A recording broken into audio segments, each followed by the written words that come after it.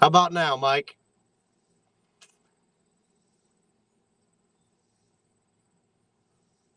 Can you guys hear me now?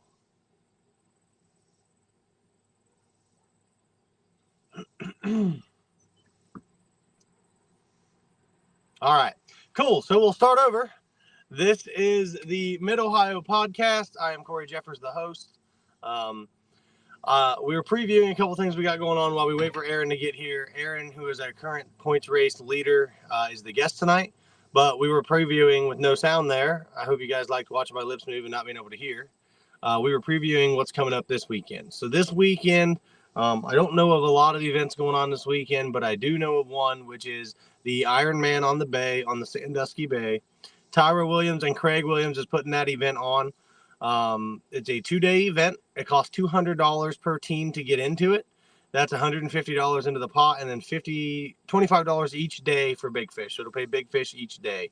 I do know that they just recently extended the sign up to the captain's meeting. When you sign up, you can bring cash.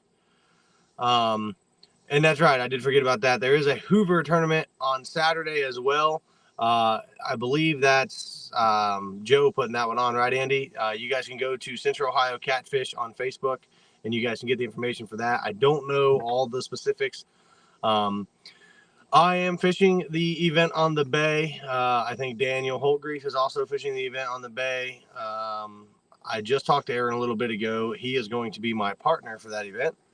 And I believe John Ratliff is Daniel's partner for that event. So I'm actually, and you also have Catfish or Willie Smith is putting one on Deer Creek Saturday night from 6 to, or is it 6 to 2, I believe. So I'm actually pulling a doubleheader this weekend. I am going to drive to Sandusky Friday night, stay at my in-laws' house, fish Tyra's event on Saturday morning, and I'm driving back to London to fish Willie Smith's event on Deer Creek, and then I'm driving back to the Bay and fishing the second day for Tyra's event. So it's going to be a very busy weekend for me, but so you have the one on Hoover on Saturday. You can find out all the information you need. What's up, Landon? You can find out all the information you need for the one on Hoover on the Central Ohio Catfish page. Hoover has 2 divisions: boat as normal and a kayak and a bank with small boat division with measurements. I did know that they were running 2. One of them is a measuring event, one of them is a weight event. So you can find out all that information on the Central Ohio Catfish page or on Hoover Cats. I know Joe finally got control of that. Willie Smith with Hilljack Catfishing is putting on a tournament Saturday night at Deer Creek, which I believe is 6 p.m. to 2 a.m. I don't know what the entry fee of the Hoover one is. I know Willie's is $60, and typically pays the top biggest 3. And then, like I said, the big one is the Ironman on the Bay at the Sandusky Bay, which is a 2-day event, which is where I will be this weekend. It is $200 to get in. They're doing 2 days of big fish, so the big fish each day gets paid. It's $25 each day, so it's a total of $200, $150 to the pot, $200 to big fish. We can talk about what went on this past weekend. Man, hopefully Aaron gets out of football here soon. We can talk about what happened this weekend. This past weekend, there were several tournaments. Catfish Bob had a tournament at Buckeye Lake. Ron Hughes won that one with 21.35 pounds. Jacob Leake came in second with 20.6 pounds.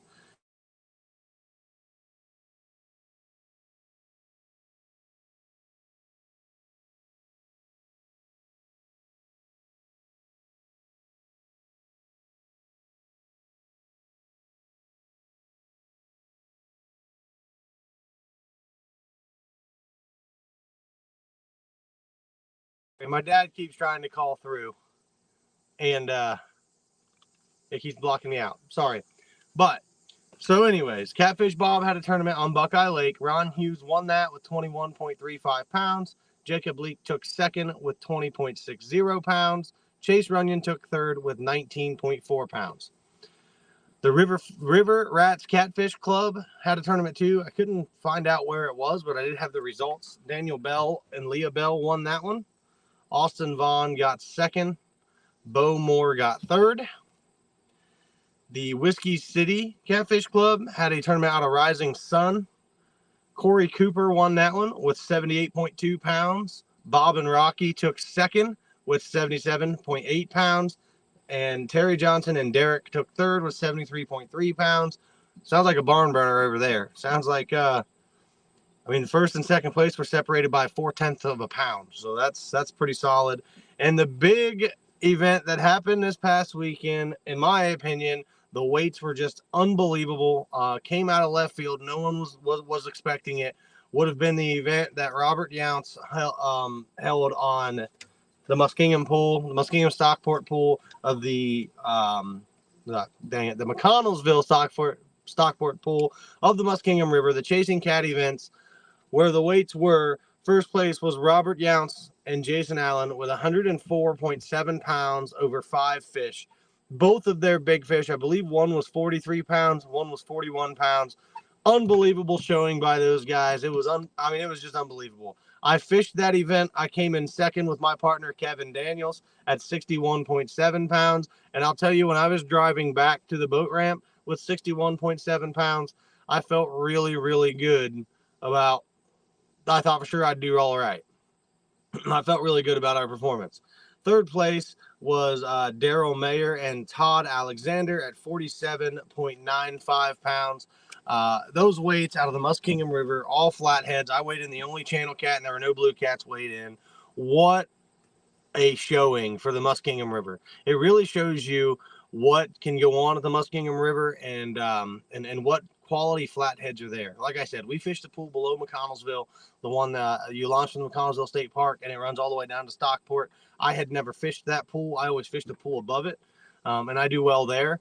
But what a showing for those guys at 104 pounds and 5 flatheads. Awesome part of the river. Awesome tournament. I can't give Rob enough praises. He ran a great event. I came straggling in last, like I do at almost every tournament I fish because I'm so busy. But let me break Saturday down for you and why I was late to that tournament. I wasn't late. I got there before we launched, but I didn't make it there by 6:45 like he likes. Saturday morning, we woke up at 2 a.m. to head to Sandusky. You killed it. Still can't believe they had to throw a 35 back. You're right, Andy. That was unbelievable. I mean, they had 2 40s and 1 35 that they threw back. So I had a 34 pounder was my big fish, and I was stoked. But Andy killed my vibe when he told me they had those big fish. So, but Saturday morning, I woke up at 2 a.m. and 2 of my dad's friends met me here that he works with at the house. We left. We went up to Sandusky, had a blast. We caught several fish. We doubled on 22 pounders. We fished for 2.5 hours. I think we caught 30 fish, something like that. 2 22s, an 18, several 15s. Our average was like 14.8 pounds on the day. So it was phenomenal. We had a great time. I then left Sandusky. We got something to eat there at Berardi's in Sandusky. We drove home.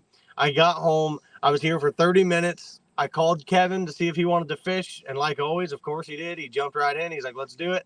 We left my house. We left here. We went to the Muskingum River. We got there at 6:54, which was 6 minutes before takeoff. And then we proceeded to fish from 7 p.m. to 7 a.m. I then came home I got a couple hours of sleep. My daughter had a party that we were throwing here at the house. A couple people came over. We got together. And then Pam from the Tournament Trails, she came over with her boat. I'm helping her get it ready. She got a new boat. So I'm putting all the lights and everything in it for her to help her out. So what a busy weekend I had. It was unbelievable. We had an awesome time. And we had no food. Kevin wants everybody to know we were dying of hunger out there. So we were going to stop and get something on the way. But when we realized we were already flirting with time, we didn't make time to get food. We each had a bag of chips, and I had a Pepsi and 2 Monsters, and he had a drink. I don't remember what he had, but it was rough. But we showed up. I feel like we did really well down there for never fishing that pool of the river. If you've never fished the Muskingum River, it is a great river for flatheads. I would say the best river in Ohio for flatheads. But the problem is you really have to know how to fish for flatheads to fish it. It's not like when you can go to the Ohio River and you can just set up on every piece of anything you see or set up on a barge and catch them. It's a flat bottomed river. There's not very many deep holes. And the only structure that you're going to find is along the banks, because every single time I've been there, that sucker is moving. It was moving last night. Or not last night, Saturday night. I mean, I don't know what it was, but it had to be 2 or 3 miles an hour. I mean, it was pumping, and nothing gets stuck on the bottom. It is so hard to find structure there. You know, Me as a flathead fisherman, the first thing I do when I go driving down the river is look for a tree. Especially if it's new, look for a tree, look for a bend that's going to hold trees, look for a drop off that's going to hold trees. I couldn't find anything, you know, and to fish the Muskingum River and do well at it, you have to know how to fish. You can't, it's hard to luck into fish there. So if you guys like flathead fishing, you know how to target flatheads, it is definitely a great spot to go. And I really enjoyed it. I enjoy it every time I go. There's not very many ramps. So you go to the Muskingum River reports page and they have a list of the ramps that you can use and launch from. But like I said, we launched from the Muskingum City Park, which is right behind the fairgrounds right there. There's also a ramp to the next pool right behind Kroger in McConnellsville. It's McConnellsville City Park, sorry. But it was fun, you know.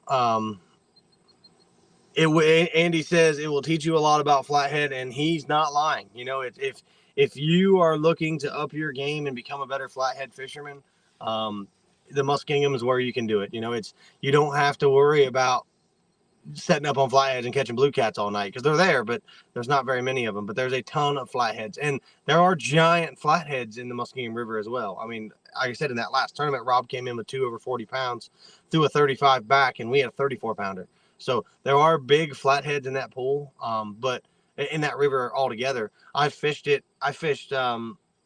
3 pools. I fished Marietta where it meets the Ohio. I fished in both McConnellsville pools, and at every one of them I caught great fish.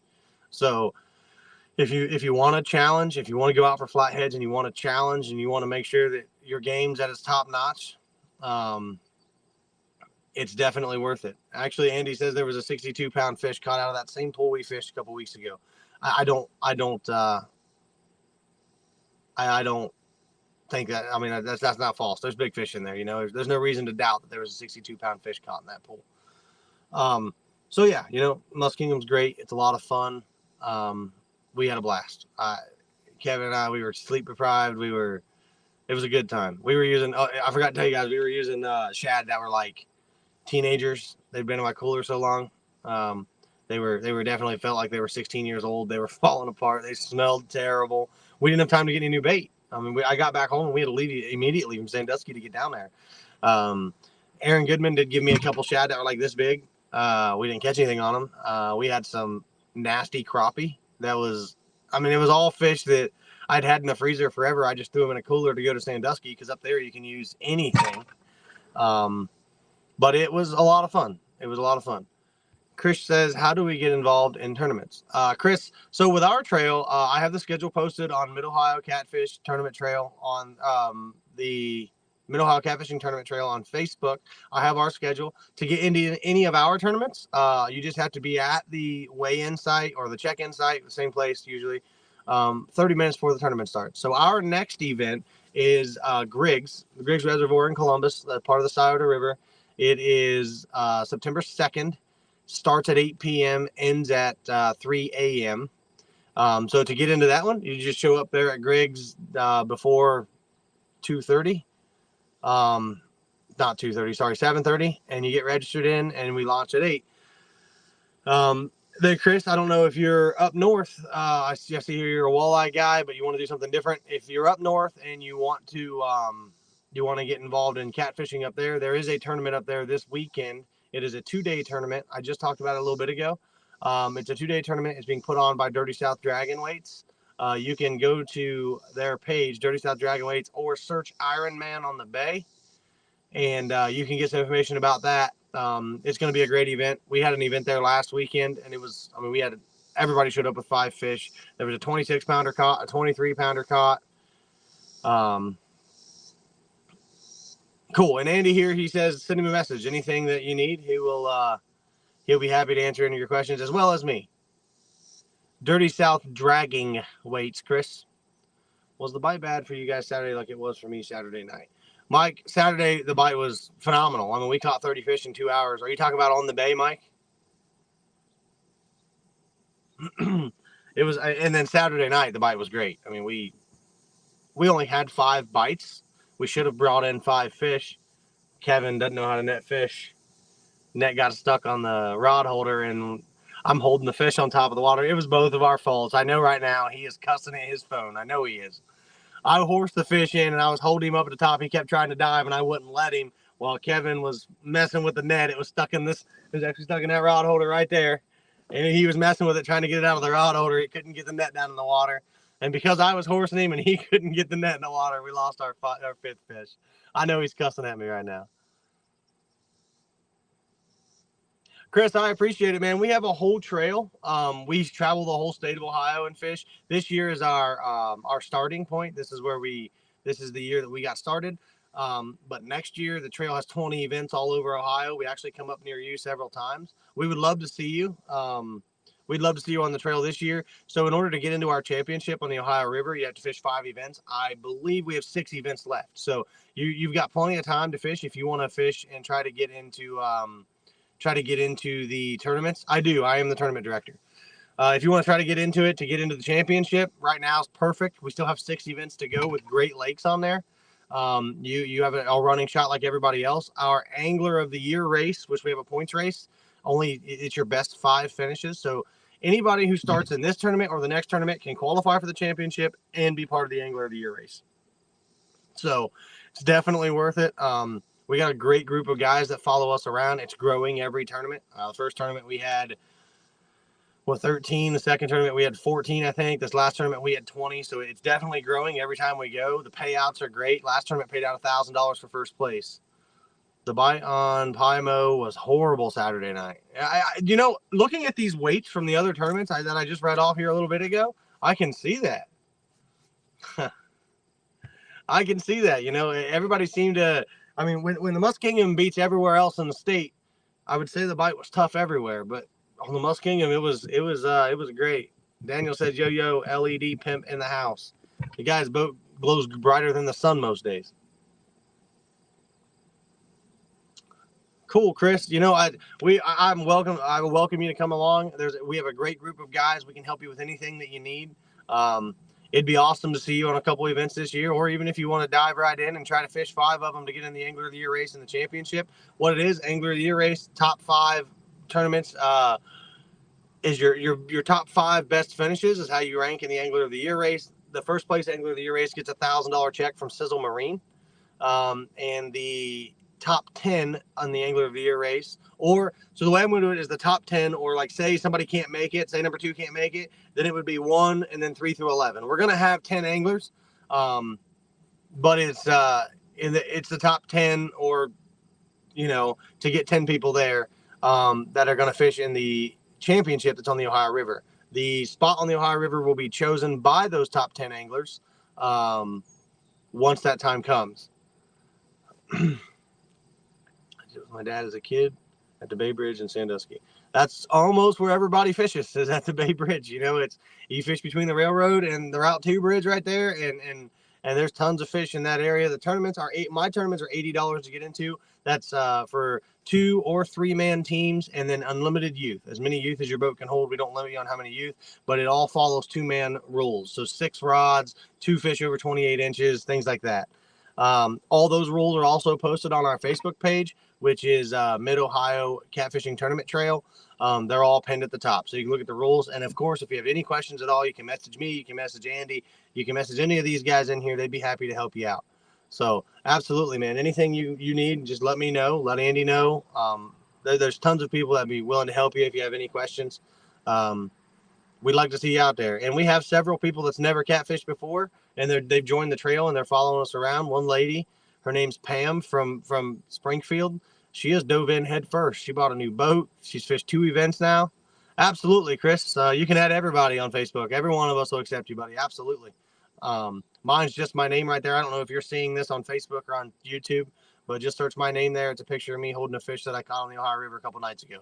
So, but we have a ton of new anglers that are following us around. I think the hype behind this tournament trail is really growing. I get a lot of questions now. I get a lot of text messages. A lot of people are seeing what we're doing and they're wanting to be a part of it. Oh, nice. Yeah. I mean, an 18-foot skiff's going to do well anywhere we go. So you're perfect. You got a live well in that thing, Chris? But we do. We have a great group of people, and our core group is growing and growing. We have a board of 3 people that makes all the decisions for the trail. I am the tournament director. I also own the trail, but I have other people that help with making rules, things like that. So you will need to get some type of live well, Chris, because you have to bring the fish to weigh in live. A lot of people just use a 150 quart cooler with, there you go, with a pump inside. You're right. You already got this. You've done this. So, but yeah, I mean, we're happy to have you. We're happy to bring new people in. We want to show everybody we can about catfishing. And I actually have a TikTok channel that I have, that I love teaching new catfishermen on. That's what my whole TikTok channel is based on. It's Ohio River Catfishing. And I mean, this is actually my merch. Wait a minute. Everything's backwards on this thing. But I enjoy teaching new people. I have tons of tips and tricks on there. It's a good time. That's actually how I got started in wanting to help people. And then when I decided to start this tournament trail, it was just, I want to bring all of the anglers that want to fish tournaments. I was on the national scene. I fished in the national tournament trails for 2 years. I did all right. I have a couple national television wins.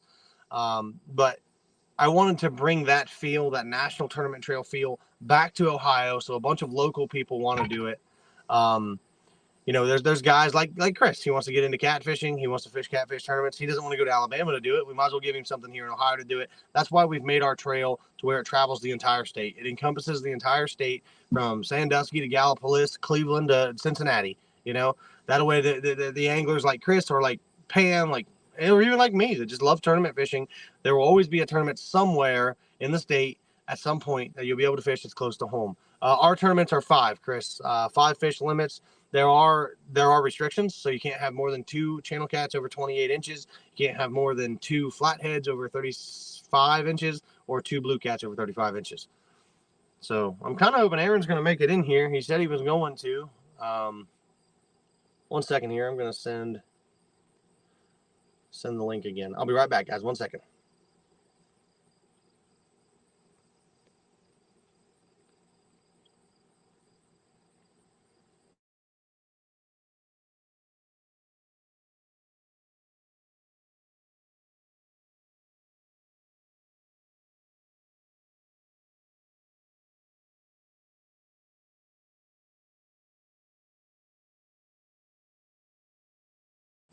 Sorry, flatheads are brown, yellow, green.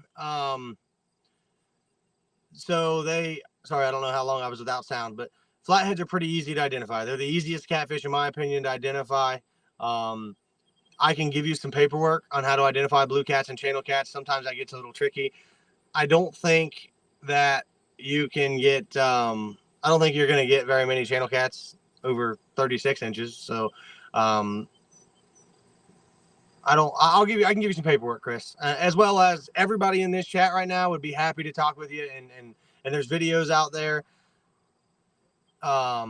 There's videos out there as well that you can watch to help identify them. But most of these lakes that we're fishing. Oh, no problem. You're good, buddy. Ask away. Ask away.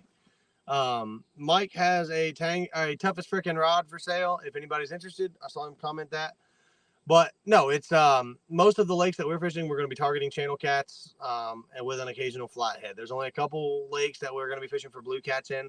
But like I said, more than happy to help you identify catfish with any questions or comments or anything. So, well, Daniel, I'm going to send you an invite. That way, I'm not doing this by myself. Looks like everybody got tied up.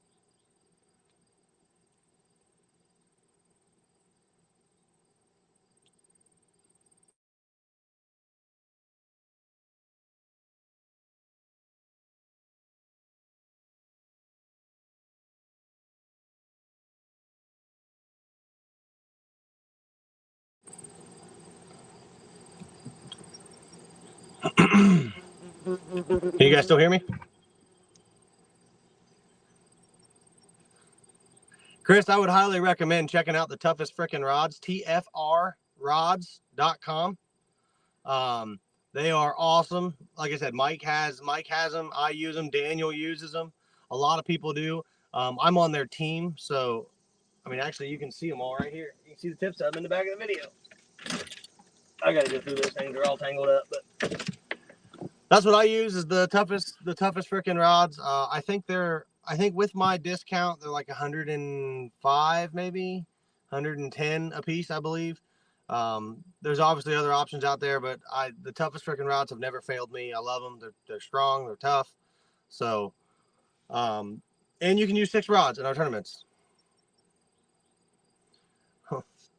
Absolutely, Mike. Chris, keep asking away, buddy. You're asking the questions that everybody else wants to ask, but you've got it. Chris, that's just the rod. It's 100, I think 110 with my discount code. My discount code for TFR is just River or Ohio River. Is it Ohio River? Yeah, Ohio River and the number 10.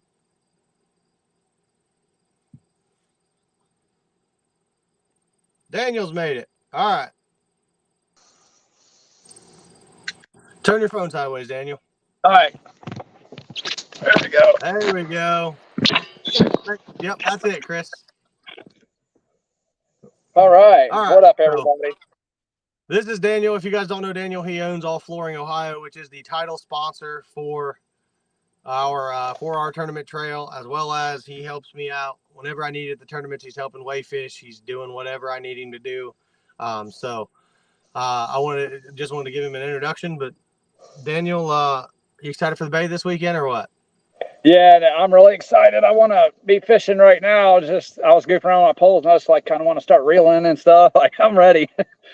Yeah. No, your last fishing trip was the bay, right? Well, we went to the Ohio River after, but your last tournament was the bay. Last tournament was at the bay. We fished there, and we had that storm and stuff, and that was a lot of fun. I think I had more fun in the storm than I did anything. Yeah. And listen, Andy, that's what we do. If you're not sitting in your boat in your front yard right now, what are you doing? My boat's up there, and I'm back here working on Catfish 2.0 over here, trying to get my rod holders up. I had to put a new radio in it, so I was back here just sweating, trying to get some stuff accomplished, because this is what I'm going to take to Griggs as this pontoon instead of the Easy Cat or the Easy Cat.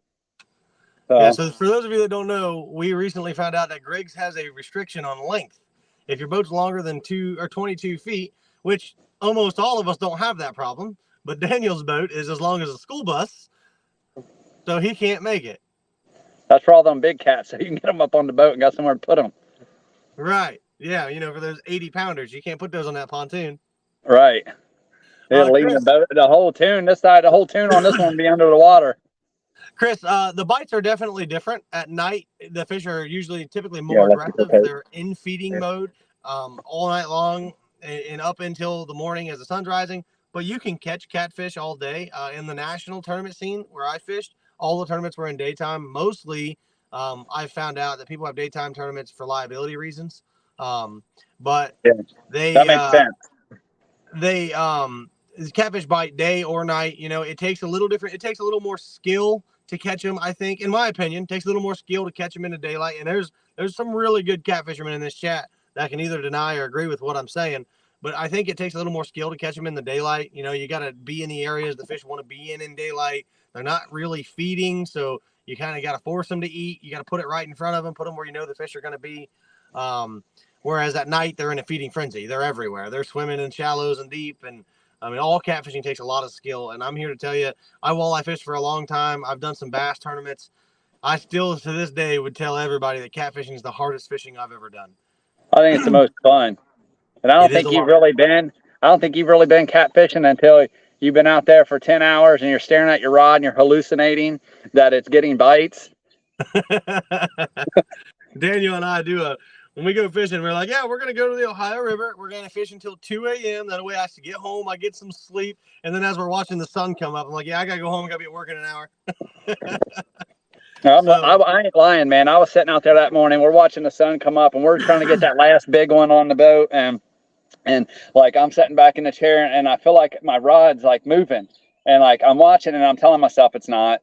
I'm like, you're just imagining that. And I was like, that's when I looked over, and I was like, man, it's time to go. We lost him somehow. Oh.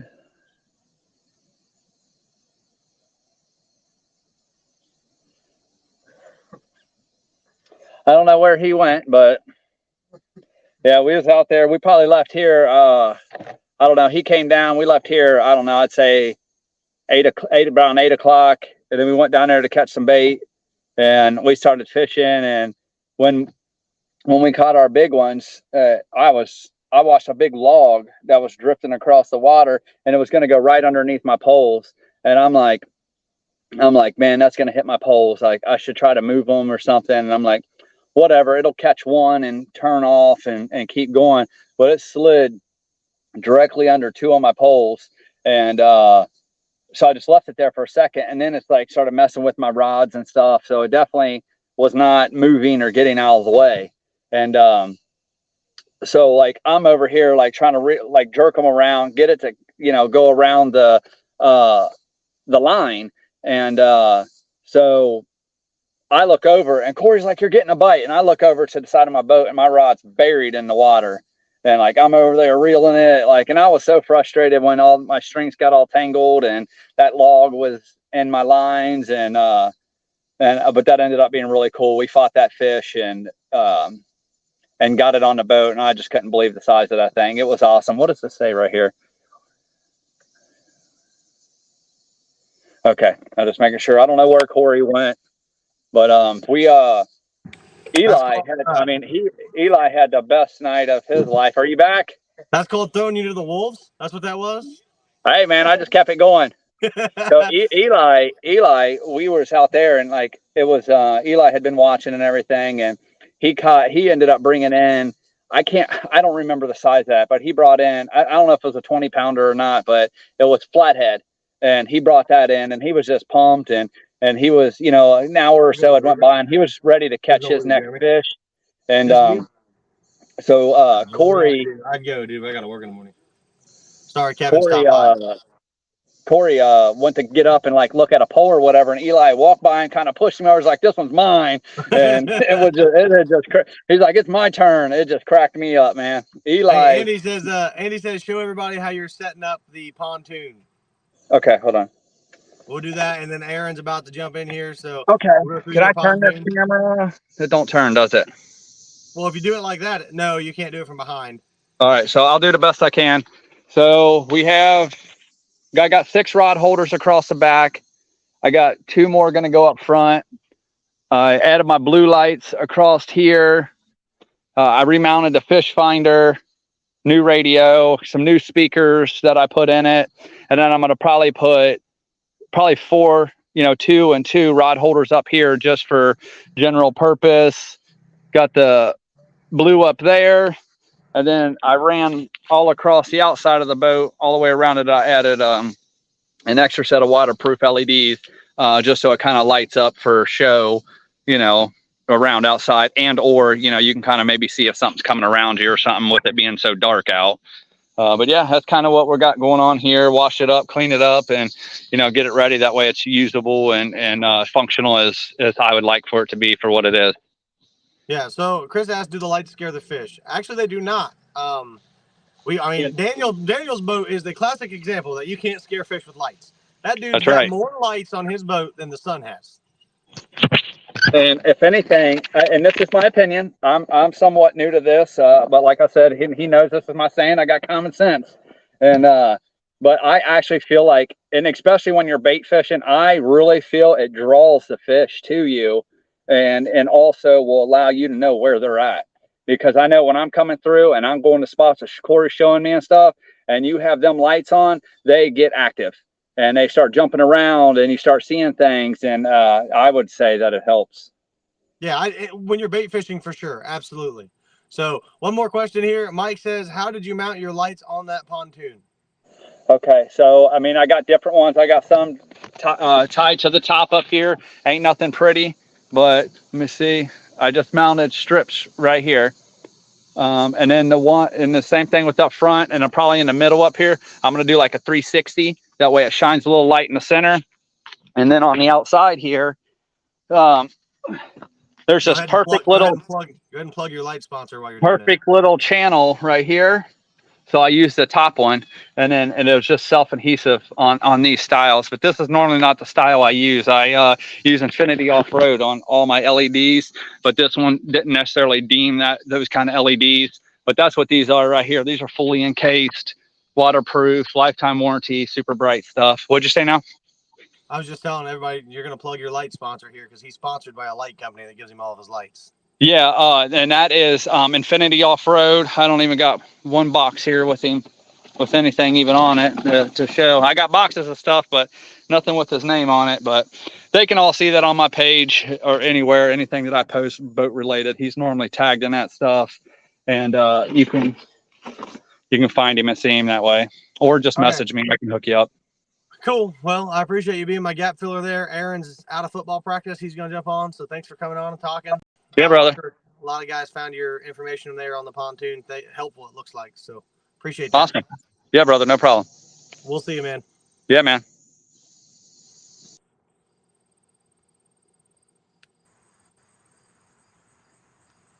Guy brags about being the points race leader, and he can't even make it to the podcast on time. Hey, man, I had a football game I was coaching. Jeez. Listen, you're going to have to choose. Is it football or fishing, dude? Well, we won, so I'm a winner all the way around. Oh, here we go. Guys, this is Aaron first place Goodman, which is exactly how he is. That is exactly how he is saved in my phone. I'm not kidding. His name is Aaron first place Goodman in my phone.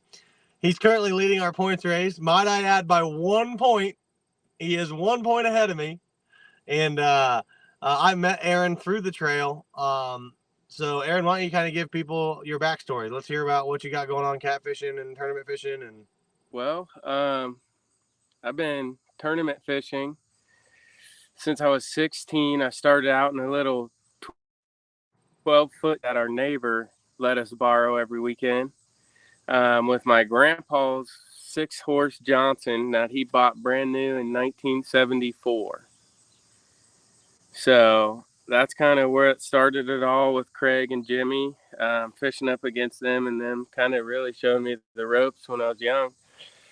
And then from there, it kind of just blew up. I had to take a couple years when I was in college. I couldn't fish as much, but as soon as I got married and kids and everything, I really started hitting it hard again. Aaron, in the last tournament that we fished, Eddie brought this up. In the last tournament we fished, Aaron was down there on the Muskingum. He actually ended up going home early because he knew I was going to beat him. And but he put an extra $40 into the pot for the winnings. So that was awesome, man. Andy wanted to say thanks as well as me. That's cool that you do that. Yeah, I have in our trail too, so that's pretty cool. Yeah, well, you know me, I'm a pretty big advocate for fishing and making sure that we're doing it smart, and really in Ohio. So any trail that I can support, like, they got me. $40 is nothing to, get someone else that extra $40 payout or make that pot look bigger for these other trails. Like, I'm all in for everyone. Why don't you run us through what you've done on the trail here? You said you fished 3 events. You've been at all of them. Deer Creek kind of kicked your butt, didn't it? Deer Creek, I think Deer Creek was slow. I decided to anchor up on a big pile of wood. I mean, there was wood probably 30 yard circumference. I stayed there all night. I lost a flathead with 15 minutes to go in the tournament, but outside of that, I really went through. I scanned for timber underwater. I decided that trolling wasn't the best option. I think the big fish were there, ready to eat. I had a lot of live bait out. I was really going after those flatheads hard at Deer Creek. They say there's not much. I've only ever seen one person catch a flathead in Deer Creek, and it was you at Willie's tournament. That's the only flathead I've ever seen come out of Deer Creek. Yeah, they're there. Like I said, they're not as there's not as many in there as what I would like to see. But the fact that I know they're there is that I'm going to take that chance every time. Channel catfishing is great. I love it. If you're good at it, awesome. Something about flathead, even a 6-pound flathead gets me excited. So, like out of Deer Creek, I got 3rd place with 6-pound flathead was my big fish, but it got the job done. Right.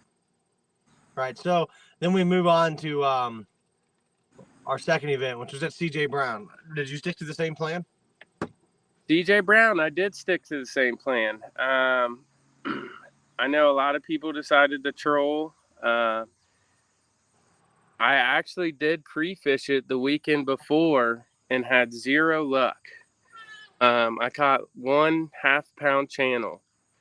So I sat there and I listened to everyone. I did my research. Everyone's speaking troll, troll, troll. I made my own planer boards, which I sent you.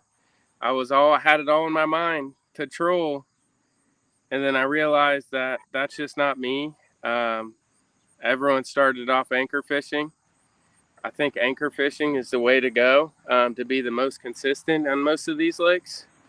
Trolling's fine, I understand that, but I'm an anchor fisher, so I find structure and I'm gonna sit on it. I'm gonna trust that those fish are coming back to their feeding grounds, their holes, and I want to go and I want to sit on them. I want to wait. If I find a spot that I know that can hold big fish, there's no sense on trolling by it or past it. I'm going to sit and wait for that fish. And in an hour, 2 hours, I don't get him, I might try my second hole. Usually I try to find 3 or 4 decent structures under the water, holes, eddies if we're in a river, ledges, wood, rocks, anything like that I can find under the water. I usually pick 4 and then I narrow it down to 2 the night before, depending on wind direction and temperature of the water and all of that stuff. So CJ Brown, we decided to, again, anchor up on a huge rock in about 14 foot of water, which was right at that thermocline. So I knew the fish would be there. And we sat there. I think I maybe moved twice all night. My first move was about 30 yards up on this little secondary ledge, where when I'm on my side scan, I can see about a 30-yard difference of a channel where it went from a little rough bottom to perfectly smooth mud flat back to a rough bottom. So I decided to sit up on that and fish right down in the mud flat, actually, not the rough bottom. And then that's where that 8.4 pound. Sorry. You're good. Daughter's fighting over here. You're good. That's where that big fish came out of. So that big fish was sitting in the mud with no structure in the middle of the lake.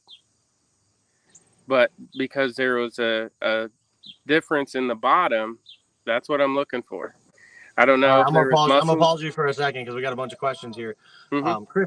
Chris, we're actually going to talk about the end of this segment. We're going to move into what we call dragging, which is trolling and anchor fishing, as well as we're going to kind of talk about how we fish in both methods. I know Aaron doesn't do both methods. I do both methods. Andy does both methods. So at the end of this, we're going to talk about how we fish. As soon as Aaron figures out how to set his phone down here, he's making me dizzy. So sorry, I didn't mean to cut you off. So you anchored at Deer Creek. You anchored on structure. Stop it. You anchored on structure at Deer Creek. You tried anchoring on structure at CJ Brown. Ended up finding your big fish in the mud. So then we go to the lottery at at Sandusky Bay, because that's what the Sandusky Bay is. Sandusky Bay is a lottery. Everybody's going to catch fish. Everybody's going to catch a lot of fish. Who's going to catch the big fish? Sean Dolphin got lucky and got 2 big fish, So, and so we moved to Sandusky. Obviously, your plan at Sandusky is anchor. That was my plan. Everybody was anchored at Sandusky except for Sean, who won. He was dragging baits. Yeah. Plan at Sandusky, I had to make a last minute change. My hair is wrecked. Yeah, I'm not I'm not scared to say I want everyone to catch fish. My plan was to honestly go on the far inside of the road bridge. That's my morning spot. Inside there in the mornings, beautiful. Big fish everywhere. But when we got out there, I got a 17.5 foot Fisher V-bottom. Those waves were coming over the front bow. I had my bilge pump on for probably 15 minutes getting that much water out. So sat there for 5-10 minutes and I just knew we couldn't fish there. So we decided to book it out outside the railroad tracks because I was hoping with that wind direction and those heavy winds, it would push those fish out past the tracks back where they kind of have a little break in the current, and I sat up right on the edge of the current. So So I was you were probably fishing current 200-300 yards off the river. I was fishing current streams. I was anchored. I didn't move until 12:30. Stayed there all day. Huh. So, like I said, the Sandusky Bay. If you're gonna fish it, if you're gonna fish the event this weekend, it's a lottery. I mean, everybody's gonna catch fish. It's just who's gonna catch all the big fish, And but I will tell you this, Aaron, first place Goodman. We're coming into a lake. We're coming into a lake that fishes a lot like the Muskingum. The Scioto fishes a lot like the Muskingum. There's not a lot of structure. There's not a lot of places for him to go. It's a flat bottom all the way across. There's no channel ledge. There's no current seams. The Muskingum has a lot more current than the Scioto. You'll be almost on still water when we get there. So I think you'll be all right. I think because you flathead fish and that's your favorite thing to do. And I also flathead fish and I anchor fish a lot. I think this next one at Griggs is really going to challenge a lot of people, as the Muskingum challenged me and you last weekend. I got there and fishing the Ohio. I hate to say it, I need to knock on something harder than wood that I don't have in the boat. But if you take me to the Ohio, 99 out of 100 times we're catching fish. I've only ever skunked one time this year. This year I fished in 7 different states, 16 different bodies of water. I've skunked one time, and it was in Gallipolis. Yeah. I got to clear this up real quick. 1,000% did not leave because you were going to beat me. All right. Listen, it's your story. You tell it, buddy. Dude, I left in 4th place. You can't even lie. You would have had 4th place. I got 2nd. Dude, I was sick. I had 7 hours to go. I'm over there heaving over the boat till I'm dry heaving, and I was staring at myself, my feet, and I was just thinking, like, can I do this? I walked up, opened the live well, looked at our 3 flathead, and I was like, I'm done. I'm going. I'm gonna go get sick at home, not on a boat. So as you guys can tell, he's telling you guys a story. Clearly, he was scared that I was gonna beat him, so he went home. Dude. Just like Craig and Jimmy did last week. Craig and Jimmy were scared because you and I were beating him, so Craig got a shad scale in his eye and went home. Well, Craig and Jimmy are just scared that I'm in first anyways. Oh, yeah, I know. I got to give them credit. They got me in the fish. So anyways, they, as Andy said, it does fish more like a reservoir than a river. There will be people dragging, and they will catch big channel cats. But I'm telling you, in my honest opinion, I think it's going to be a flathead fisherman anchored somewhere that wins it. I've never caught any giant flatheads there. Mm-hmm. No, Chris, he's joking because he was puking in the water. I've never caught a lot of giant flatheads at Griggs, but I have had nights out there where I caught 18 flatheads. I mean, there was a lot of flatheads in there. They're not very big, but I do think it'll be a flathead bag that wins it. I could be wrong because I've caught 12-pound channel cats there too. So I could be wrong. Somebody brings in 5 12-pound channel cats. That could be, 60 pounds could be hard to beat. I'll take 5 12-pound flatheads over 5 12-pound channel cats every day. Well, seeing that you're beating me by 1 point in the points race, I'll take 5 anything that beats you. I just got to beat you by 1 spot. That's it. I just got to beat you, and I have to be in first or second. So it's not a 1-point jump; it's a 5-point jump. Yeah, or a 10-point jump. I got my plan for Griggs. It's a great plan. It's going to be a good plan. You're not going to see me out there trolling in the middle and trolling upstream and all that stuff like you guys want to do. I'll wave to you when you guys pass me while you're trolling. I'll sit there and be like this, hi. Why? Or you can film me when you drive by while I'm reeling a flathead in, and I'll sign your pole if you want. Oh, is that what it is? Mm-hmm. Well, yeah. I gave you some of my merch yesterday because clearly you want to wear the stuff of a winner. So yeah. Hey, we were mad. I honestly think that Griggs is going to be one on anchor. That's just my opinion. I mean, that's because it fishes a lot like the Muskingum. I think it fishes a lot like the pools in the Muskingum. There's not a lot of structure. The big difference is there's no current. I mean, very minute current in Griggs because it fishes like a reservoir too. So I think it's even a little more challenging than the Muskingum River in the fact that it fishes like a reservoir. It's a mixture of going to the Muskingum River and Hoover. Put them together, and that's what you get without the blue cats. Yeah. So it's like I tell everyone though, if there's a 6-pound flathead, there's a 25-pound. Is that what it is? Dude, that 6-pound flathead had a mama. That mama's got to be there. Well, what you don't realize is that Griggs, that mama could have swam over the dam. She could have. And now she's living down by Chillicothe. I feel you, but I believe that I'm coming in with a 20-pound flathead. I hope you do. I really do, because the biggest flathead I've got out of 17 pounds. Like I said, we caught 18 in one night on anchor. Mm-hmm. So yeah, I do think there'll be a lot of people there dragging. I really do believe that. I think you're going to see Joe Owens dragging the middle of that thing from top to bottom all night long. And it'll probably look like there'll be a big line of them all dragging the same line because it's not very wide. Yeah. So I do believe that there'll be a lot of people dragging, but my plan going into it is not to drag. Now, that's not saying halfway through the night I haven't caught anything. I won't switch to dragging. Andy says not all night. That's because Andy's on the boat and he wants to get some flatheads too. Andy's fishing with you? But Greg, no, Andy's fishing with Joe. Chris Minahan is fishing with me.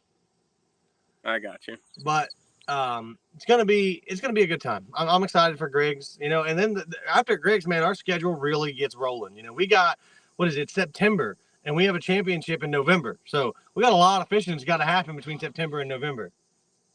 Joe's fishing with Andy. Sorry, Andy's not fishing with Joe. Joe's fishing with Andy. That sounds right. Yeah, I mean, kind of like this weekend. I'm not fishing with you. You're fishing with me because you wanted to come fishing on Winter's boat. Yeah. All I hope is that you actually get your own bait this time. Absolutely not. That's not happening. It's my boat. You're bringing the bait. Yeah, for some reason my bait catches you fish. That don't make sense.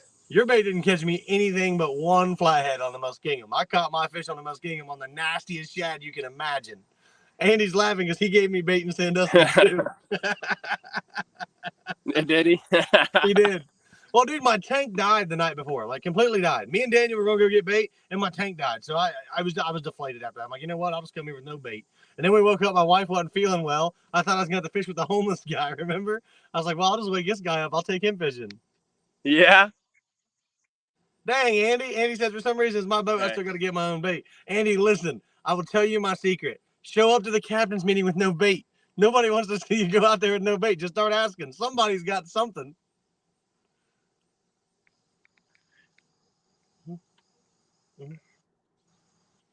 But yeah, no, I'm excited for Griggs. I'm excited to see where it's going to go from here. I'm excited to beat you next week and be on top in the points race again. Dude, my wife said my wife moved my daughter's birthday party just so I could beat you. So I can't let the kids down. She's gonna be really sad when you come home after fishing and she moved that birthday party for me to beat you. Oh, that's right, I did. I helped Andy with bait one time. Guys, I can catch my own bait. I have to catch all Daniel's bait too. That's the problem. Like I got to supply me and Daniel with bait, and I'm such a good friend that I give Daniel all my bait. Can't let the kids down. Exactly. I got to give all my bait to Daniel because I'm a really good friend. So then I have to come to you guys for bait because I gave it all to Daniel. Hey, fresh bait's cool, but don't be scared to get your bait throughout the week. See, I'm the opposite. I can't do it. I can't get my bait throughout the week. I can't give you all my secrets, but you know that I got some bait that's going to last throughout the week. Daniel says, hey now. Daniel, it's a gesture, man. I'm happy to see you doing it. I'm happy to see you dive head in, so I give you all my bait. Daniel says, y'all are going to have to battle for second and third because I'm getting the dub. Daniel. Yeah, Andy, I need to set one of those up. I'm super happy you're into fishing, Daniel. But you got a couple years before you come at me, big dog. No, that was Darren that said that, not Daniel. Oh, Darren. David Oh, Crane said you're gonna have shit. to battle it for second. Hey, listen, man, don't sleep on Daniel. That dude's gonna win one of these things. I'm telling you. He's I got the believe best it. teacher. He's got the best teacher in the country.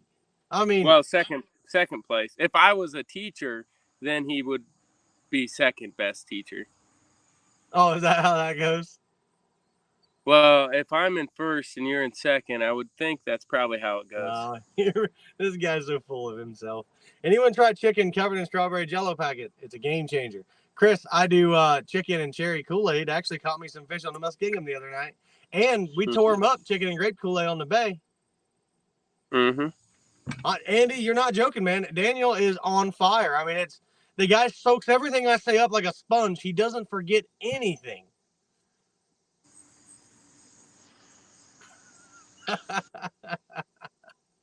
Listen, Kevin, you can't even show up to the tournaments. What are you talking about? Oh, man. Oh, I said Daniel's learning from the best teacher. Darren says, I didn't know Daniel knew Chunky. Well, he hasn't showed up with Eel yet, so. Chris, like I said, Well, that's all right. I use Joe will chicken show and him how to Kool-Aid. troll. Chicken and Kool-Aid packets work great. We caught a ton of fish. I'm giving away my secrets for this weekend. Now someone's going to beat me with it, but chicken and Kool-Aid packets caught a bunch of our fish at Sandusky Bay. Yeah, you know what works really good? What? Just hot dogs. Just hot dogs. Just take hot dogs out there. Don't do just it. raw hot dogs. Hey, Kevin, I really wanted to go with Kevin. He's headed down to the river to go fishing tonight, but I got to work tomorrow. I can't keep beating myself up. I got to get some sleep. But it's hot dogs and Jello. I heard that too. But I'll tell you what. There's a guy on my TikTok. Yeah. Dave McMillan. He takes his boys fishing. He lives in Arizona. The only thing he said he catch catfishes on is hot dogs. That's it. He's thrown everything, and the only thing they'll eat is hot dogs. Really? Yep. So. That dude yeah, sounds man, no, like a hot dog. I wanted to get you on here. I wanted to give you your little minute of fame because I know you're not going to be in first for long. So I wanted to make sure you could get on here and tell everybody how much you appreciate me letting you have first place for a week or so. I do. Yeah. Side note, like really important. I'm super happy to have this trail. I got 3 kids at home. I work an hour and a half away from home. I coach middle school football. My wife coaches travel softball. So having a tournament trail within an hour and a half every weekend of my house where I can go and then come back home and I don't have to be spending the night at hotels and missing my family and all that stuff. Like, this is what I love. Fishing in Ohio, man. People can dog on it all they want. But if you can fish in Ohio, I can go down in Alabama and show those guys what's up. Same to you. I have done that. Yeah. I learned how to fish in Ohio. I went down to Wheeler, and I think I placed 9th or 10th. But I beat a lot of the guides that fish Wheeler every single day. I caught 40 flatheads my very first trip ever to Wheeler, And you're right. If you can learn how to fish the Ohio River, the Muskingum River, and the Scioto, and you can mix match all of that, you can then take what you know from fishing here anywhere in the country. I took it to the James, caught my personal best 72-pound blue cat on my very first cast. I mean, it was the very first setup. I took it to Alabama, caught 40 flatheads in Wheeler, caught fish on Pickwick. It took me a second to figure Pickwick out, but once I figured it out, we hammered them. So Ohio doesn't have the quality of fish that you see in the other parts of the country. We have great fish, and it is the best state, hands down, the best state to learn how to catfish. Because if you can learn it here, you can go anywhere in the country. I agree. And Andy 100%. Says there's a reason in Ohio, people in Ohio compete down there, but people down there can't come up here and catch fish. And I truly believe that, because I don't want to say fishing's easier in other parts of the country, but I'll tell you, I've been there. I've been to the other parts. I've been to all the destination places that people want to fish. I've been to Santee Cooper. I've been to the James River. I've been to Wheeler. I've been to Wilson. I've been to Pickwick. I haven't fished Guntersville. I fished the Tennessee River at Knoxville. I fished the Tennessee River at Chickamauga. I fished the Tennessee River at Savannah. It's easy fishing compared to what we have here. I haven't gone anywhere in the country and skunk, and I firmly believe that's because I learned how to fish in Ohio. It's just you fish here, you learn how to catfish here, you learn what catfish want to do, where they live, what they want to eat, how they act at certain times of the year. You learn that in Ohio, and you get proficient at it. You can go anywhere in the country and catch them. And the same thing counts for what we're doing on this trail. This trail is a lot of channel catfishing. I understand, we don't have lakes that have blue cats in every lake, and I didn't want to go to the same places every week and fish. There's a lot of trails that already do that. They pick 2 or 3 lakes and they go there multiple times. There's nothing wrong with that, but that's not what I wanted to do. I wanted this to have the national tournament trail feel where you're fishing in a different spot every week. There's a points race. We make it a big deal, So in doing that in Ohio, there's a lot of tournaments that are channel cat tournaments. I understand people don't always want to fish for channel cats. If you can master how to catch channel cats, you're good. You can go anywhere. You go to the river and hammer them, guaranteed. Well, that's what I like about this is that I fish a lot of trails in Ohio and tournaments, and just fishing the same body of water every time against the same guys. You know where those guys are fishing. You know what weights they're probably pulling in. It just gets repetitive. It's repetitive and borderline kind of boring, and it really is not doing anything to sharpen any tools in your fishing toolbox. Like right. You're not doing anything for yourself. Going to these lakes, so hell, CJ Brown, I've never fished before until that tournament. Where did we fish first at? Deer Creek. Deer Creek. This is the first year I've ever fished Deer Creek. I've never fished Hoover. A lot of these lakes I've never fished Griggs. Like the fact that, like, it honestly, I'm not tooting my own horn on this one, but it really makes me feel good that I can stay up in that top half fishing these lakes I've never fished before, based on just my knowledge of learning how to fish these 10 years. And it's fun to go to a spot that I've never been before. I'm staring at Navionics on it for a week or 2 weeks, and I finally get to go out on that water, and then it really doesn't matter. All my plans can change. Like, it's like a light switch goes on. It's like the national anthem plays in my background, in my head, and then it's game time. And then I just go and do what I know. You know what I mean? Well, and you and I give each other a lot of grief, and people watching this got to understand that we're buddies. That's why we do that. But I can respect the fisherman you are, because I feel that I'm the same. If you can break down, I feel I do better going somewhere that I've never been, because I take the time, I break down the lake, like last week on the Muskingum. I'd never been there before. At first, I'm like, I'm struggling. I'm driving right by little tiny trees. Like, I'm not going to fish that. I'm not going to fish that. But then my whole mindset changed. I'm like, that's the only thing we got to work with. We got little trees and little rocks. So we're going to have to figure out where these fish are living. And once my mindset changed, I started looking at Navionics. I started breaking the river down as I would any other place I go in the country when I've never been there. And boom, what do you know? Instantly, it started paying off. The first spot we stopped at after that, caught 2 fish there. And then there was another fish at another spot. And it just kept rolling. And I'll give you another example. When we went to Pickwick, Kevin fished with me at Pickwick for the national trail. And we started out, upriver by the dam was extremely muddy, extremely nasty water. Well, coming from a walleye background, I'm like, there's no way the fish are going to be in that muddy water. They're not going to be there. So we went away from everybody. Everybody went to the muddy water. We went to the clean water. Well, we didn't get a single bite in the clean water. And I'm like, we got halfway through. We're driving up. We stopped and fished a bridge pillar, because you can always pick a fish up on a bridge pillar. So we stopped there. We caught one little 4-pound channel cat. And I'm like, here we go. The skunk's out of the boat. Now we're good to go. And we're driving upriver, and I look over, and there's a couple pieces of industry on the right. The water is chocolate milk. And I'm like, dude, I said, we fished clean water. We wasted 4 hours fishing clean water. We got 4 hours left. Let's try it.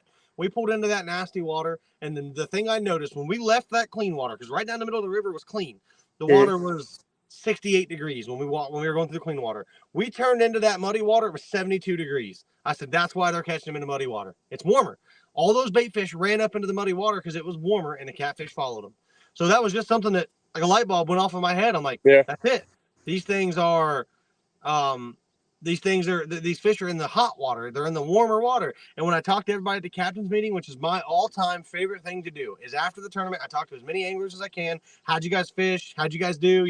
Because that's all knowledge. In catfishing, it's all about soaking up knowledge. And I've done it. I mean, I think I've done a really good job of soaking up everything I can. I like you. I can be in the upper half, typically fourth place everywhere I go. Yeah. I'm always one spot out of the money. But it's really a testament to the time that we put on the water, what we put ourselves through, fishing 5 nights a week sometimes to learn a new body of water. Catfishing, there's just a lot to take in such little time. I can remember the first time I got on a boat to go catfishing. I had a white center console. We set it up for catfishing. We went out, and my brother's like, where are we going to fish? I'm like, I have no idea. It's so overwhelming. You have this giant river, and you got to pinpoint where these fish are going to be. And that first trip, we caught a bunch of fish. I didn't catch another fish for 4 months after that. Yeah. I mean, it's just crazy. Catfishing takes such dedication and such skill. Bass fishing, if you're bass fishing on a river, you drive up and down the river, throwing your baits into the grass on the bank, you're going to catch one. And you get to explore so many different parts of the river. When you're catfishing, you have to let those baits soak for a certain amount of time, Yeah. So you may spend an hour at a spot, and you wasted the hour because there's no fish there. I can't tell you how many, I'm going to say, educational moments I've had to have with people when they ask if I fish professionally or fish tournaments, and I tell them, yeah, and then I tell them catfishing, and they kind of get a little side eye at me. I'm like, dude, you have no idea what all entails to catfish. Like, these people, on the bank or fishing, they just think you just throw some stinky bait out there. You're covering your speaker. Catfish. You might. You're covering your speaker. Check the quality. Do what?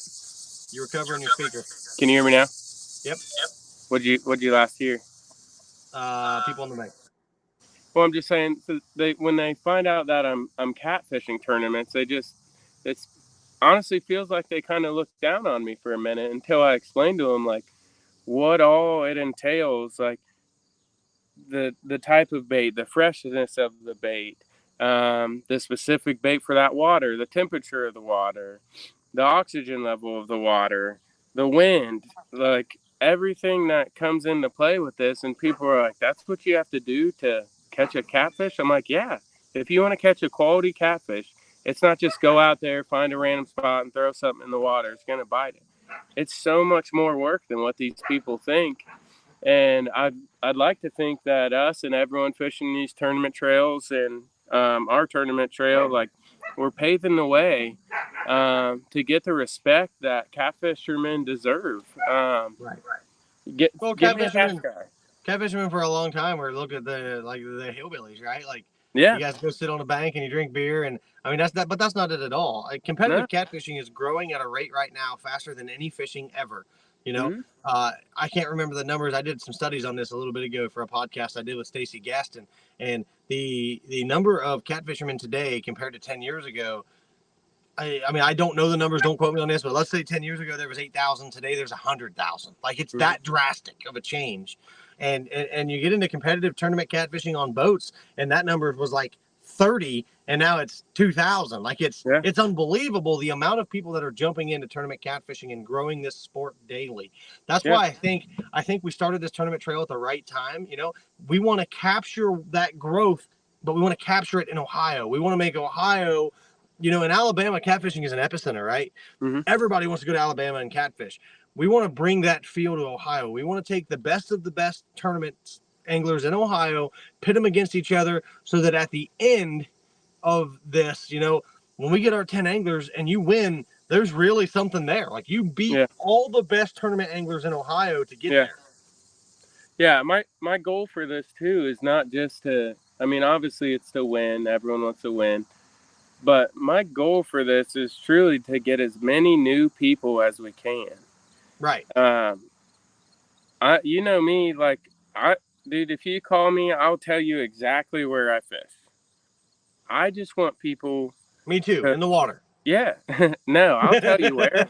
You know that. I'll tell you where. I'm not scared of it. I'm not ashamed of it. Like, I'm not secretive. My job isn't to keep people down. I want people to grow, and I want people to learn. And they can't learn if all I do or you do or anyone else, Sean, if all they do is win and they don't share any information that they got, then we're just being selfish and conceited, and it's just not.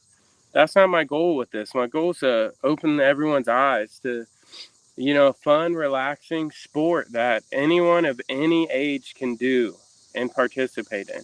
And if anyone needs help, dude, all they got to do is ask. So Andy says that you have to find the deepest spot in the lake, and that's where the catfish are. That Yeah. only works for Justin Johnston, kayak Yeah. catfish. That's the only person that works for. He can suspend a 5-day-old crunchy crappie into any hole in the Tennessee River and catch an 80-pound flathead. But it only works for him. I don't know how he does it. I can't tell you how many fish I've pulled out of 1 foot of water.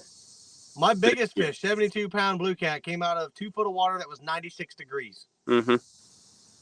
I mean, I thought we were going to kill the fish just because of how exhausted it was fighting it in that. Dude, we were 30 degrees from boiling water. Like, it was hot, dude. You put your hand down in it, and it was like bath. I mean, it was hotter than bath water. Like, it wasn't comfortable bath water. Yeah. So it was, but yeah, I always say that all the other fishermen don't respect catfishermen. And the reason why is because we're better at catching the species they catch because it's our bait. Mm-hmm. So like, I'm a good bass fisherman because I catch bass for bait. I'm a good bluegill fisherman because I catch bluegill for bait. Right. I hate to admit it, but I'm a good walleye fisherman because there's sometimes I use walleye for bait. But everybody's mad at catfishermen and they don't respect us. But at the end of the day, we can catch everything they can catch plus more. Yeah. So catfishing is really, it is on the up and up. It's getting more popular every day. You get guys, and I love seeing people come in that are just super excited. Yeah. Like Daniel, he came in. That dude is on fire for catfishing. Yeah. And I can't teach him as fast as he wants to learn. Shout out to the lady from CJ Brown. Pam, I'm building her a boat right now. She dropped her boat off yesterday. I'm building her boat out for her for catfishing. Yeah. She fished on that pontoon. She's like, listen, I need something different than this pontoon. Sold the pontoon to Daniel and went and bought another boat. And she is on fire for catfishing. Like, I love it, man. I love seeing these new people get into the sport and they're so excited. It just keeps me excited. Yeah. I agree 100%. And the thing about, and I'll say this too, the thing about catfishing is, it's not like bass fishing. You don't need these big boats. You don't need these freaking 500 horsepower motors and go 96 miles an hour to your freaking spot and race all the way around. Dude, I won tournaments in a 12-foot John boat with a 300-pound partner that I sucked water in every time he moved with a little 6-horse motor on it, dude. If you want to get into tournament fishing or competitive fishing, dude, you don't need the nicest boat. Hell, I'm not ashamed. My boat, I bought it for $2,500. $2,500, and I'm out here doing what I'm doing. My boat was free. Well, we don't all get lucky, but still. Hey, that wasn't luck, dude. I worked my butt off for a boat sponsorship. There was no luck about it, man. That's 6 days a night fishing with no sleep. But my point of it is if you want to get into competitive fishing, catfishing is hands down the best. And it doesn't require the most expensive tackle or boat. You can catch them on Zebco 33 and a Kyle John boat. Go to Walmart, buy a $30 rod and reel, buy some line and some hooks from Walmart, dude. And I promise you're going to go out there and you're going to learn. Get you some hot dogs and chicken liver and go to town. Hell yeah. So, no, man, I appreciate you coming on the show. Like I said, I had to give you your 1 minute of fame here since you're not going to be in first place next week. Yeah, I'll see you in 2 weeks on Monday as well. No, you won't because you can't get here on time. So I'm going to have to find somebody I can count on. Well, my games are on Tuesday then. This was just a scrimmage, so we're good. Oh, okay. Somebody asked what age you coach. What age? I coach the 7th and 8th grade. 7th and 8th grade. Fun age, huh? Yep, I'm the defensive coordinator. Look at my hair. I need to get a haircut. Defensive coordinator for the 7th and 8th grade. Chris, you can use any game fish in Ohio as long as it's caught by rod and reel. And it's of legal size. So, yes, you can use perch heads. I've never used perch. I bet you could tear them channel cats up on perch at the bay. I'm gonna go. I'm not even gonna tell you what I'm gonna do. Actually, I got a real. Well, I'll tell you because you're gonna be my partner next week at this weekend at the Sandusky Bay. I'm gonna get up there 2 days early. I'm gonna go to the fish cleaning station and tell them to save all the perch heads for me. Yeah. Then I don't need to find bait. They eat that in their home waters. They're gonna eat it cut. Don't you guys beat me to the fish cleaning stations either. Don't steal my idea. Darren said he didn't catch anything at all with perch at the bay. So cool, man. My wife's looking at me. We ran 16 minutes long and it's dinner time, but I appreciate you coming on. I appreciate Daniel coming on earlier, show everybody what he's got going on. Like I said, this week we previewed the Sandusky Bay. You weren't on here, so I'll go over these one more time. So there were 4 tournaments that I know of last weekend. Catfish Bob had one on Buckeye Lake. Ron Hughes and Derek, it's Daniel. Is it Daniel? Derek Hughes won it with 21.35 pounds. Jacob Leake and Brian Lehman got second with 20.6 pounds. Chase Runyon, Bentley, and Ryan got third with 19.4 pounds. Again, that's Catfish Bob Tournament Trail ran by Bob Kilkenny, one of the nicest guys you can talk to. And Chris said, if you win, remember me. Chris, I hope to see you there, buddy. Ron and Don Hughes. Okay. Ron and Don Hughes. Ron Hughes, is that who fished with Ron Hughes fished with Sean Dolphin, didn't he? I think he did. Remember. I think he did. Because Sean Dolphin and I were on the phone and we were talking. And I said, you keep coming and winning all these tournaments. He said, yeah, I'm going for a 3-peat like Lonnie and Donnie did in the National Trail because they won 3 in a row. They got Wheeler, and then they won the 2 in Louisiana. He said, and if that happens, I need you to start calling me Shawnee and Ronnie. And I about died. He said, it's Shawnee and Ronnie from here on out. Yeah. As long as they do it honestly. And then so then you had the River Rats Catfishing Club. I was putting this together at last minute. I couldn't find out where they fished, somewhere along the river. Daniel Bell and Leah Bell won that one. Austin Vaughn and Denver Vaughn got second. Bo Moore and Jennifer Howard Cutlip got third on that one. Then Whiskey City had one out of Rising Sun that I didn't know about because I probably would have fished that one if I did. Yeah. Corey Cooper won that one with 78.2 pounds. And listen to this. Bob and Rocky got second place with 77.8 pounds. There was 0.4 pounds between winner and second place. That's a good bag. That's a barn burner there. Yeah. Terry Johnson and Derek got third with 73.3 pounds. And then obviously what I feel was the most impressive tournament that happened this past weekend was Rob's tournament on the Muskingum River. What a giant weights, man. Unbelievable. The Chasing Cats tournament on the Muskingum River, Rob and Jason came in with 104.7 pounds and 5 flatheads. Wow. Yeah, if you can come over with a 3-digit bag in Ohio, like, dude. I've done it one time. I had a 113-pound bag at Gallipolis, but it was not as impressive as their bag because I had 2 flatheads. One was 48 and one was 30, but I had a 50-pound blue as a kicker, So it wasn't as impressive. My 113-pound bag is not as impressive as Rob's bag on the Muskingum River this past weekend. There should be an award. I don't know why Mike DeWine hasn't sent the guy a plaque yet. I mean, what an accomplishment. Yeah. Obviously, we all know who came in second. Who came in second, Aaron? Kevin and Corey came in second. That's me. Kevin 61.7 pounds. Daryl Mayer and Todd Alexander came in third at 47.95 pounds. Those weights from the Muskingum River were just unbelievable.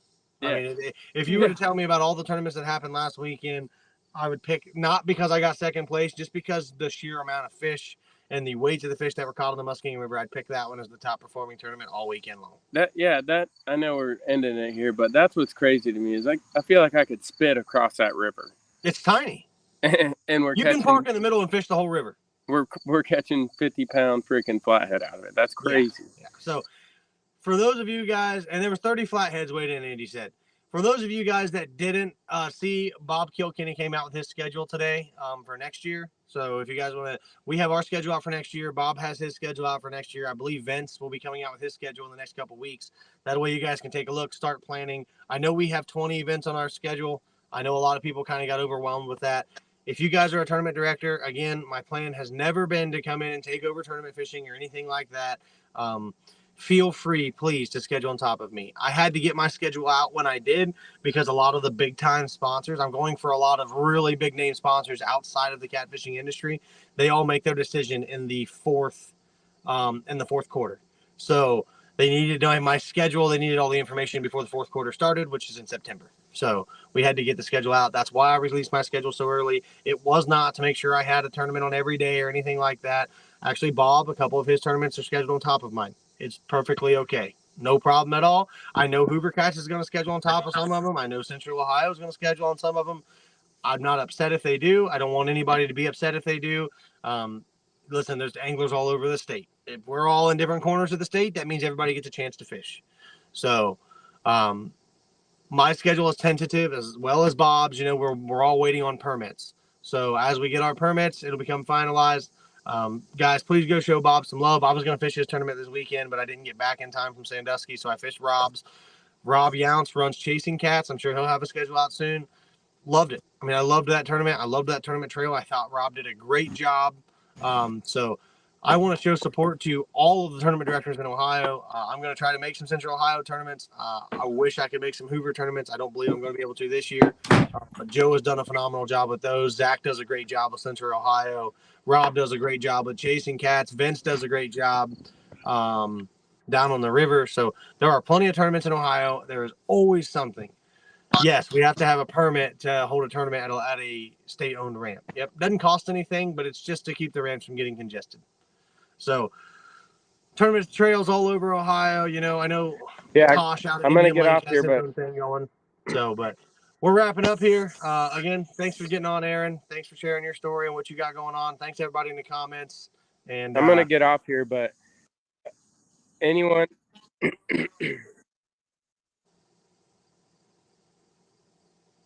Spit it out.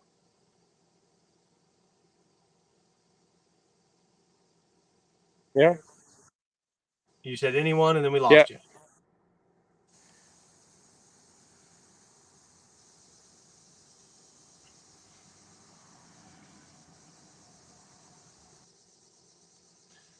Oh, we lost him. So anyways, yes, ODNR provides the permits. We'll close this thing out here, guys. I'm Corey Jeffers. I am the tournament director for the Mid-Ohio Catfishing Trail, as well as I host the Mid-Ohio podcast. We appreciate you guys jumping on. We appreciate everything that you guys do for the trail fishing. A lot of you guys I know have given money to the trail as a sponsorship to cover scales and all these things. So thanks, guys. We appreciate everything. And we will see you guys on the water soon. I still need to draw the winner for the free tournament for the next event from the last event. I will probably do that tonight, if not tomorrow. Any questions? Chris, man, your questions were awesome tonight. We appreciate everything. Any more questions, guys, feel free to shoot me a message on Facebook or Central Ohio Catfishing Tournament Trail. Send any messages that you need to there, and somebody will get back to you. Until next time, we'll see you guys. Thank you for fishing with Mid-Ohio.